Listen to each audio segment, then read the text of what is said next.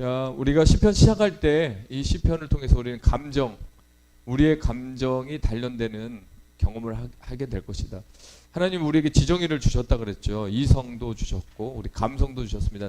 하나님도 눈물을 흘리셨다라고 나오잖아요. 그렇죠? 그리고 이제 하나님의 어떤 행하심, 마찬가지로 우리도 뭔가를 결단하고 행하는 의지, 지정의. 자, 이런 것을 하나님 형상을 통해서 우리가 빚어졌기 때문에 우리도 갖고 있는데, 특별히 이렇게 각박한 또 척박한 세상을 살아가는 사람들, 도시화돼가는 사람들에게는 이 감성이 메말라가는 그런 환경에 살아갑니다. 그래서 모두가 다 차가워지고 모두가 이기적이지고 모두가 친절하지 않는 그런 분위기 쪽으로 많이 흘러가는 경우가 있어요.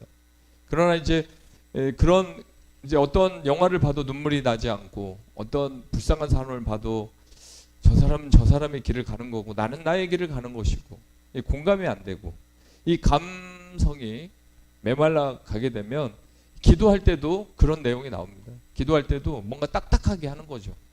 기도를 무슨 감정을 다 실어서 꼭 해야 된다는 법은 없지만 하나님께 기도하는 다윗을 보면, 호소하는 다윗을 보고 탄원하는 다윗을 보면 정말 그 순수함이 그 감정에서 그가 정말 진실하게 기도하는 그런 모습들이 다 드러나거든요. 그렇죠? 그래서 이 감성이 발달한 사람이 하나님과의 어떤 친밀한 관계를 유지하는 것도 아주 유리하거든요. 그래서 나는 너무 이성적인 사람 아닌가 한번 생각해보고, 또 지나치게 감성적인 거는 자기 감정주의에 빠질 수 있습니다. 주관주의에 빠질 수 있어요. 그냥 자기 감정이 대세인 것처럼 또 그렇게 갈 수 있지만 우리는 정말 균형을 맞춰야 됩니다. 지성과 감성과 의지가 다 하나님으로부터 왔고 또 그게 조화가 될 때 신앙의 균형을 이루는데, 특별히 감성이 메마를 때는 시편을 읽을 때 시편에 있는 그 내용을 붙잡고 나도 같이 기도할 때 환난 날에 탈출구가 열리고 영적 수액의 단비가 우리 영혼의 선물로 온다는 거죠. 자, 그래서 시편을 읽으면 기도를 잘하게 됩니다.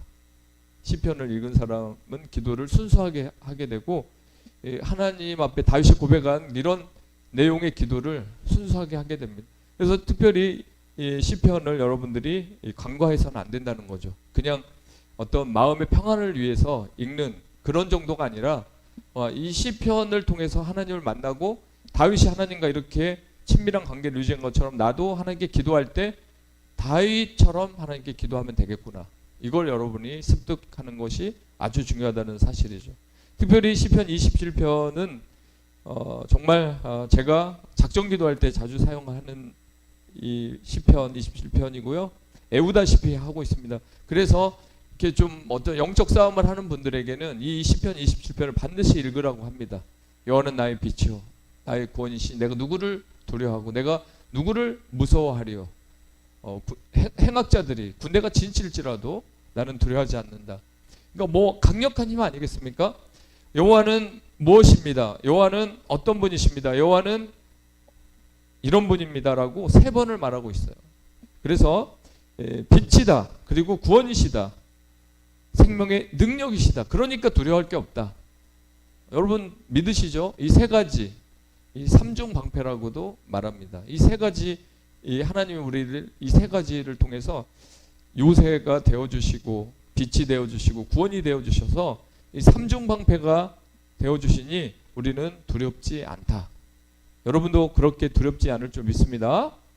두려움은 계속 엄습해 올 수밖에 없어요. 두려움이라는 건 자연 발생적인 거기 때문에 오늘 내가 예배를 들으며 강해졌다고 해도 다시 또 두려움은 언제든지 그 틈을 타고 들어오게 돼 있습니다. 자, 그럴 때 다시 우리는 뭘 확인해야 됩니까? 여호와는 나의 빛이기 때문에, 빛은 어떤 역할을 하죠? 우리 주위에 어둠을 비춰주면 그 어둠이 떠나가면서 그 어두울 때는 길을 찾지 못하잖아요. 근데 하나님의 빛이, 영광의 빛이, 밝은 빛이, 생명의 빛이 비춰지면 그 어둠이 떠나가면서 밝은 길이 보이게 됩니다. 우리가 가야 될 길이 구체적으로 보이게 되죠. 지난 주일날 엠마오로 가는 2 제자에게는 이 두려움이 엄습해서 눈이 가리워져 버렸다 그랬어요. 그리고 슬픈 기색으로 살고 있어요. 그리고 더디 믿는 그런 믿음 갖고 있었어요. 자, 그런 가운데 주님의 빛으로 임하시니까, 말씀으로 그 빛이 비춰지니까 그 발에 등이 되며 그 길에 빛이 되어 주기 때문에 그들이 드디어 주님을 만날 수 있었던 것입니다. 그래서 우리는 하나님 항상 빛이다. 내가 지금 무엇을 선택해야 될지 모르고 좌우로 치우치는 현실에 있을지라도 어둠의 그림자가 항상 나를 따라다니고 또 분별이 어려운 상황일지라도 하나님 말씀이 빛이기 때문에 우리가 이 말씀을 읽는 순간 그 빛이 발산하게 됩니다. 그래서 우리가 무엇을 해야 될지 어느 길로 가야 될지를 분명히 제시한다는 사실입니다. 자, 다윗은 이러한 이유로 하나님이 구원이고 빛이고 생명의 능력이시라는 이유로 그는 두려워하지 않겠다라고 선포한 것입니다. 우리는 무엇을 가지고 어떤 근거를 가지고 나 두려워하지 않을래 말할 수 있습니까? 내 자신의 어떤 결단으로 그렇게 선포하는 겁니까? 그건 그 순간만 위안이 될 뿐이죠. 하나님 말씀을 근거로 해서 하나님이 빛이다, 생명의 능력이시다, 나의 구원이시다. 그러므로 나는 두려워하지 않고, 그리고 그러므로 나는 갈 길을 잃어버린 양같이 떠돌지 않고 방황하는 인생이 아니라 항상 그 빛이 비치는 그 방향으로 가는 인생이기 때문에 두렵지 않다라고 여러분도 그렇게 선포할 줄 믿습니다. 다윗을 공격하는 대상들을 이렇게 쭉 나열하면서 자신을 추적해오는 사울왕과 또 자기 자신 피부치였던 압살롬, 자기가 왕이 되고 아버지를 쿠데타를 일으켜서 죽이려고 했던 이 압살롬, 그리고 사울의 추적. 자, 이런 대상들이 다윗을 공격하고 있었습니다. 추적해오는 거죠. 그리고 주위에 많이 포진된 다윗의 원수들, 다윗을 시기해서 그를 끌어내리려고 하는 원수들, 그리고 거짓된 존재들이 항상 그림자처럼 다윗을 공격했습니다. 평생에 다윗은 그런 공격 속에 살고 있었습니다. 그래서 두려움이 엄습해 올 때가 있었죠. 그때 다윗은 모든 환난에서 건져준 하나님을 찬양합니다. 빛이다, 그리고 요새시다, 구원이시다 라고 말합니다. 여기서 요새는 안전한 장소, 도피성을 말합니다. 우리가 어떤 위기를 처했을 때 정면 맞대응할 수도 있지만 어쩔 때는 도피할 수밖에 없는, 안전한 장소를 찾을 수밖에 없는 경우도 있습니다. 다윗이 정면으로 맞섰습니까? 아닙니다. 다윗은 모압으로도 갔고 하물며 적진인 블레셋으로도 2번이나 망명한 사람이에요. 그가 믿음으로 다 버틴 게 아닙니다. 피해야만 했고 도망가야만 했고 그들이 추격해 오면 숨어야만 했던 그런 시간이 있었던 거죠. 우리도 그럴 때가 있어요. 초라할 때도 있습니다. 아, 내가 정말 믿음 생활 잘 하고 있다가 그때 내가 왜 이렇게 초라한 모습을 보였을까? 성도들이 내 모습을 보고 얼마나 나를 초라하게 볼까? 나의 그 연약함이 드러나 버리고 나의 약점이 이렇게 비춰질 때 정말 초라할 수 있어요. 다윗이 지금 도망가는 그 모습들을 보면 초라해 보일 수밖에 더 있겠습니까? 다윗이 힘이 없으니까 도망가지, 하나님은 안 도와주지, 하나님이 도와준다면 다윗이 저렇게 도망갈 필요가 있을까? 하나님 다윗이 저렇게 눈물 흘리고 사정하는데 당장 사울을 죽이고 다윗을 세우면 되는 거를 왜 계속 끌고 가면서 다윗이 막 이렇게 눈물을 쏙 다윗을 이렇게 힘들게 할까? 우리는 그렇게 한번 생각해 볼 수도 있어요. 다윗도 하나님만 찬양하다가 갑자기 시험이 들어서 마음이 아파서 하나님 이럴 수 있습니까?로 기도가 전환될 수 있는 게 사람이거든요. 자, 그런 가운데서 하나님은 분명히 계획이 있었다는 겁니다. 계획 없이 그냥 다윗을 뺑뺑이 돌리지 않거든요. 왜 다윗만 광야에서 오래 있어야 됩니까? 다른 사람들 편하게 사는데 왜 다윗은 저렇게 힘든 삶을 살아야 되죠? 그건 불공평한 게 아니잖아요. 근데 하나님은 다윗을 정말 제대로 빚어서 제대로 쓰고 싶었던 거예요. 제가 여러분에게 누누이 강조했던 그 이유는 다윗이 왕이 됐습니다. 천하통일을 합니다. 그리고 모두가 다윗 권력 앞에 머리를 숙이게 됩니다. 전쟁에 나가지도 않아도 됩니다. 이제 기도가 줄겠죠. 전쟁에 나갈 때는 하나님 싸워야 됩니까? 안 싸워야 됩니까? 어떻게 싸워야 됩니까? 막 묻고, 그리고 막 목숨이 달려있기 때문에 하나님 앞에 얼마나 간절했습니까? 도망자신 시절도 그렇게 간절히 기도했어요. 근데 왕이 되고 평안하면 이제 그렇게 기도가 안 나오는 거예요. 다윗 같은 사람도. 그래서 하나님이 다윗은 평생에 그런 거룩한 습관을 만들어버린 거예요. 그냥 그 습관이 몸에 배서 기도를 안 하면 쑤시는 거예요. 기도를 안 하면 어색한 거예요. 그 거룩한 그 습관이 다윗에게 주어졌고, 또 다윗은 그런 신앙을 유지하기 때문에 왕이 돼서도 나라 통일을 하고도 교만하지 않았는데, 솔로몬은 보십시오. 솔로몬은 바로 타락해버리는 거예요. 하나님이 그 지혜를 주고 하나님이 그에게 복을 주니까 결국 그는 타락해버리고 말았다는 거죠.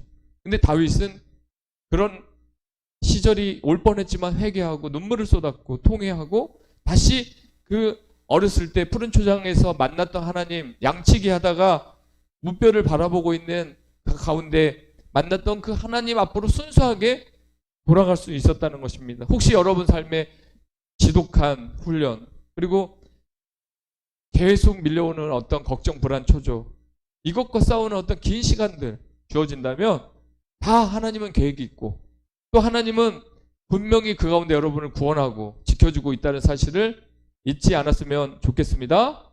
그렇습니다. 한 길로 왔다가 7길로 도주하는 그런 역사가 일어납니다.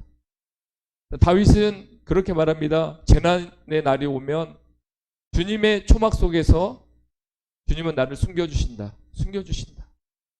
주님의 장막 은밀한 곳에 나를 감춰주신다. 반석 위에 나를 올려서 높이 높여주실 것이다. 그때 나는 나를 에워싼 저 원수들을 내려다보면서 머리를 높이 지켜들겠다.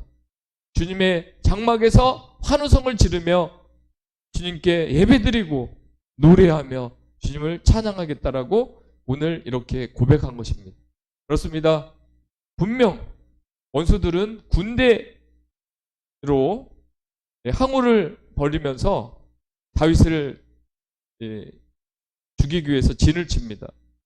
자, 그런 앞에서 다윗이 하나님이 자기 편에 있기 때문에 두렵지 않다라는 고백을 함으로써 이제 그들이 어떤 명분이 없어지는 거예요. 원수들이 명분이 없어지는 거예요. 하나님이 다윗을 사랑하기 때문에, 다윗을 붙잡고 있기 때문에 이제 그들은 다윗을 이길 수 없다라는 것을 깨닫고 7길로 도주해버리는 경우 다윗의 삶에 기록되어 있습니다. 자, 다윗은 이 치열한 영적 싸움을 하나님의 도움으로 인해 승리한 후 자신의 소원을 고백하기 시작합니다. 여러분도 그러잖아요. 하나님이 태평성대, 또 여러분 가정에 어떤 평안함을 줘요.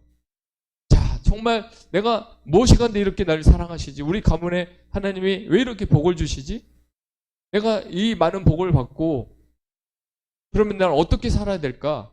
이 은혜를 어떻게 갚아야 될까? 이런 생각, 거룩한 아름다운 생각들이 들어오지 않습니까? 그게 바로 다윗에게 들어온 거예요.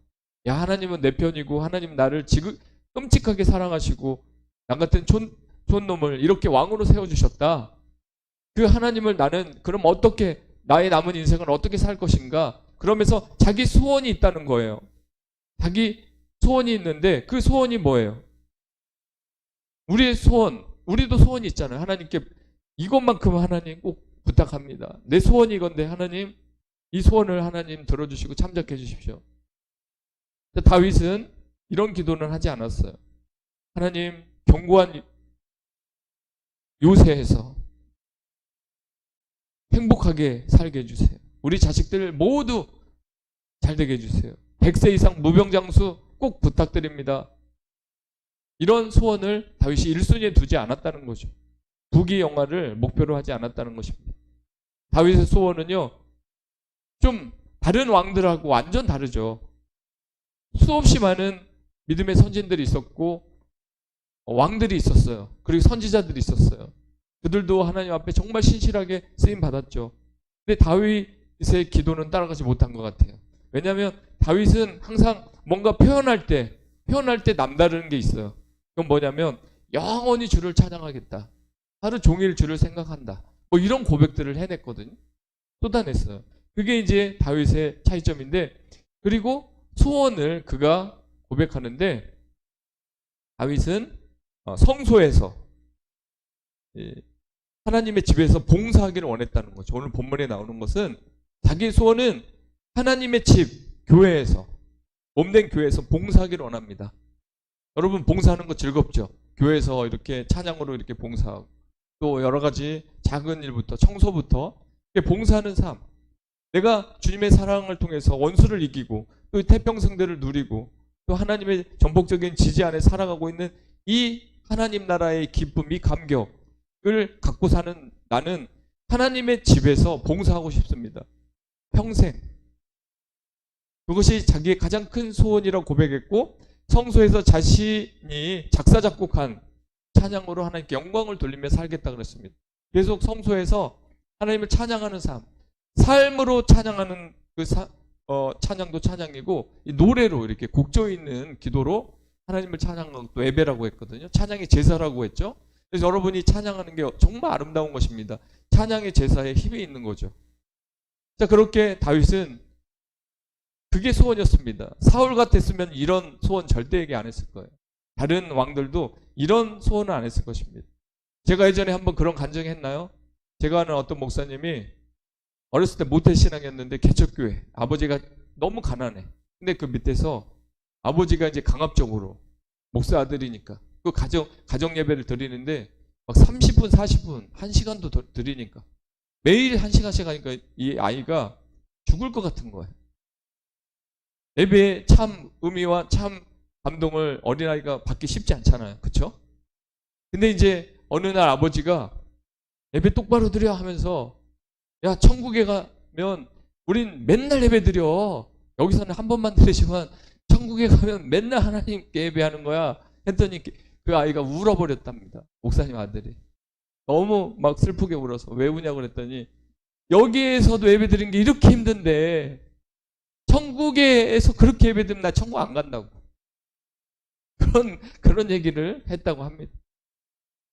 자, 그러니까 다윗이 여기에서 이 땅에서 예배가 즐겁지 않았다면, 그렇죠?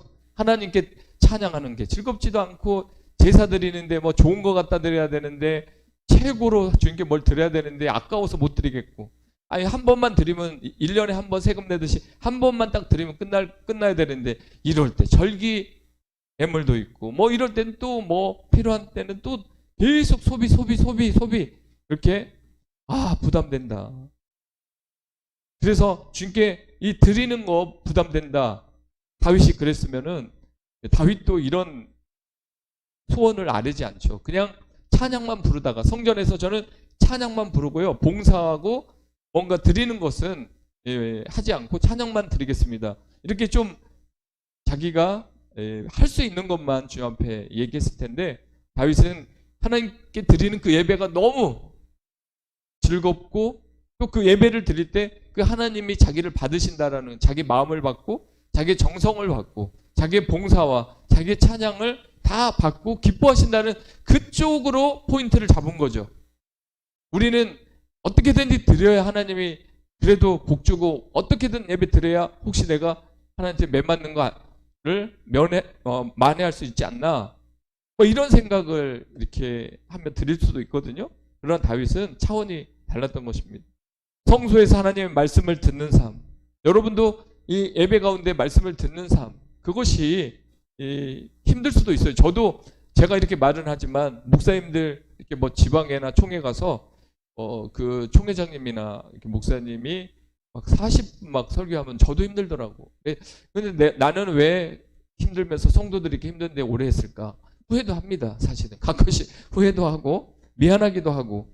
자, 그렇습니다. 그러나 그렇지 않고 어떨 때는 하나님의 은혜를 주시면 하나님과 오래 머문다는 사실. 그렇죠? 진정한 부흥은 뭐냐? 하나님과 잠깐 인사하고 끝?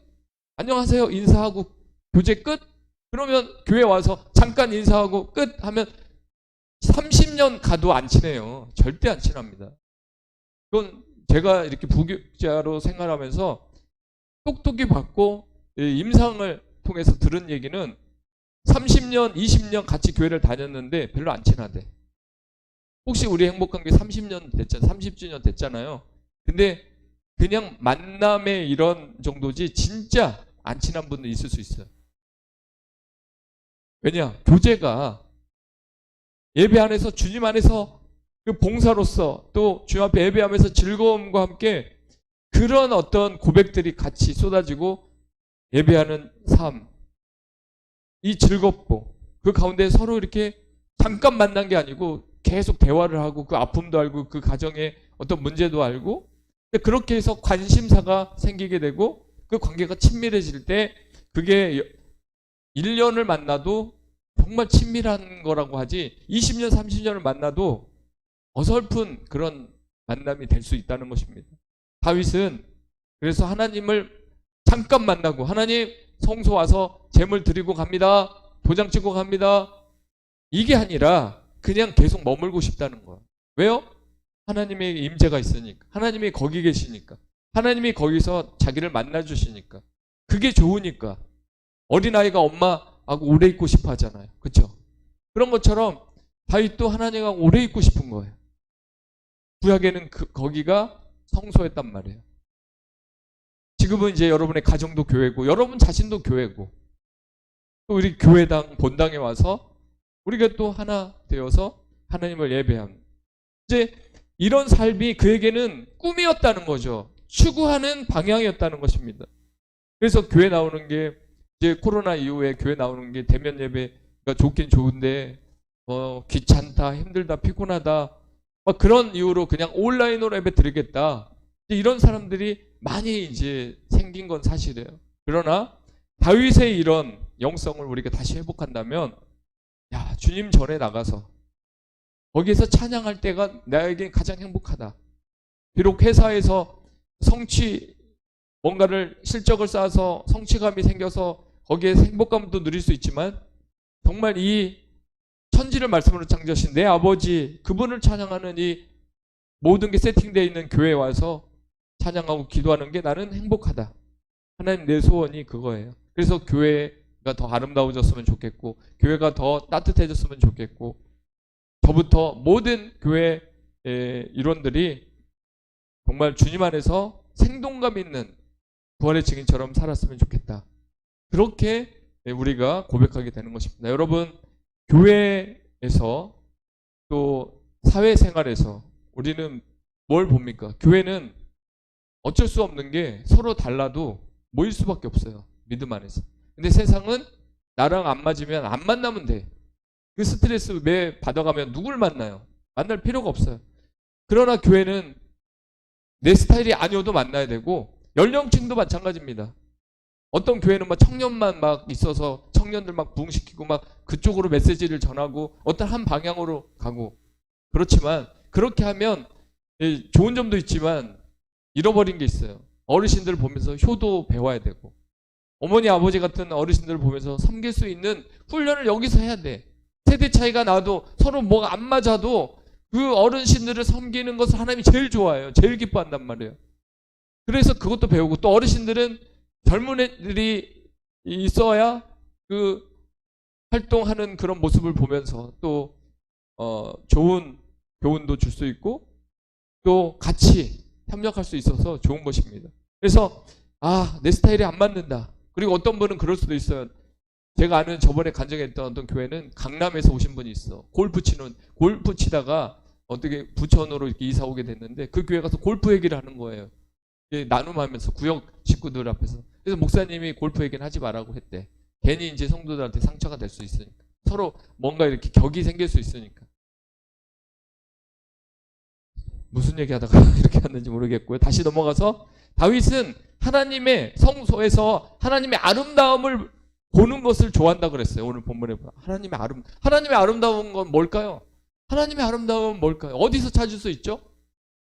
저는 요즘에 사실 제가 여러분도 알다시피 봄은 제가 막 이렇게 찬란한 봄은 아름다운 봄을 애찬한 경우는 별로 없었던 것 같아.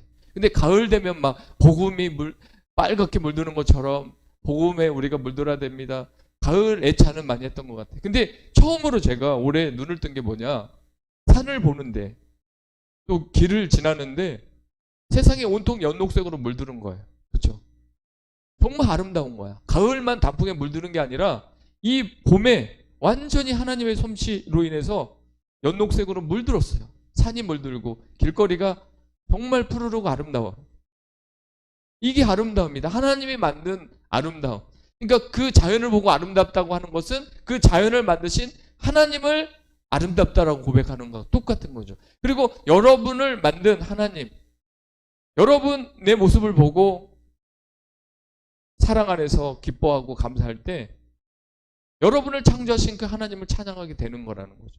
다 연동되어 있는 거죠. 이게 어디 끊어지고 갖다 붙여서 이렇게 뭐 하나님의 아름다움을 만드는 게 아니라 온 세상을 볼 때 하나님의 그 아름다움이 보입니다. 그래서 그 하나님의 아름다움을 다윗은 보았다고 했습니다. 그것을 계속 추구하고 그 아름다움을 발견하고 그 아름다움 곁에 있겠다고 했습니다. 그래서 저는 이 자연을 보면서 요즘에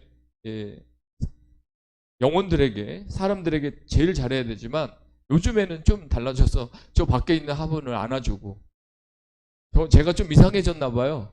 화분한테 제가 이런 얘기를 했어요. 아빠 왔다.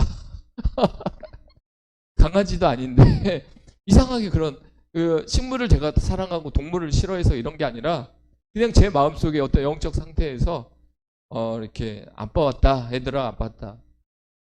사모님이 영양제도 줬잖아요. 그래서 너희들 영양제 맞고 이파리가 이렇게 좀 더 녹색이 된 느낌이야. 그냥 느낌인지는 모르겠는데 그래서 그만큼 예뻐한다라고 하면서 또 옆에를 봤더니 꽃들 있잖아요. 작은 화분 있잖아요. 저것만 예쁘다고 그러면 쟤들도 상처받을 거예요. 아, 목사님, 쟤만 막 나왔다 그러고 여기 숨어 있는 손도 안 대주고 그래서 한번 다 대줬어 이렇게 동일해 동일합니다 이렇게 해줬는데 우리는 그런 것 같아요. 이 작은 것을 보면서도 하나님의 창조 섭리와 거기에 비춰진 아름다운 모습들을 우리가 발견하면서 그 아름다움을 보고 하나님께 감사하고 또 하나님이 행하시는 일들의 아름다움이 얼마나 많습니까? 그쵸? 야, 누구를 만나게 해서 이걸 해결하네? 누구를 통해서 뭔가를 이렇게 만들어가네? 이런 것들을 보게 됩니다. 이번에 오셨던 그 목사님, 임 목사님. 나이는 저보다 한참 어리고, 저를 형님처럼 생각하고 이렇게 하는데, 이런 전기 기술부터 페인트, 그리고 여러 가지 이제 보는 눈, 이런 것들이 좀 있어요. 다 저는 그냥 물어보는 거죠. 다 조언을 받고, 또 다 듣는 건 아니지만, 그래도 우리가 할 수 있는 것 안에서 그런 조언을 듣고 함께 이제 대화를 나누게 됩니다. 자, 그러면서 이제 하나님의 창조, 또 누구에게 이런 달란트를 주고 누구에게 이런 달란트를 준 그런 모습에 또한 하나님의 아름다움을 찬양할 수밖에 없는 거죠. 만남을 이어주셔서 그 아름다움이 함께 공유되는 이 사실도 우리는 볼 수 있습니다. 여러분, 다윗이 마지막으로 성전에서 하나님과 의논하며 살아간 것을 꿈꿨다라고 세 번역에는 그렇게 나옵니다. 그러니까 그가 하나님의 아름다운 것을 보면서 살고 싶다고 했고 봉사하며 살고 싶다고 했고 하나님 성소에서 하나님을 찬양하며 살고 싶다라고 소원을 아랬습니다. 또 하나가 하나님 성전에서 하나님과 의논하면서 살아가는 것이 나의 꿈이다. 이게 소원이다 그랬습니다. 여러분도 마찬가지죠. 하나님께 묻고 하나님은 여러분에게 대답하고 하나님과 같이 걷고 거룩한 동행을 이어가는 그게 이제 우리의 꿈입니다. 여러분 예전에 그런 애화가 있었어요. 요리의 대가였던 우리나라에서 요리를 제일 잘했던 요리사가 있었어요. 여자분인데 TV에도 막 나오고 그분이 시어머니를 모시고 있었는데 시어머니가 그분을 너무 사랑했어. 그래서 막 사람들이 비결을 막 물었어요. 어떻게 요즘에 시집살이 하는데 그렇게 시어머니한테 사랑받냐고 딸처럼 그게 뭐냐 그랬더니 그분이 그렇게 얘기했어. 자기는 뭘 하나 할 때도 음식을 만들 때도 자기가 다 알지만 어머니 여기 소금 얼마큼 넣어요? 어머니 여기다 뭐 이거 설탕 넣을까요? 다 어머니한테 그렇게 물어보는 거야. 의논하는 거야.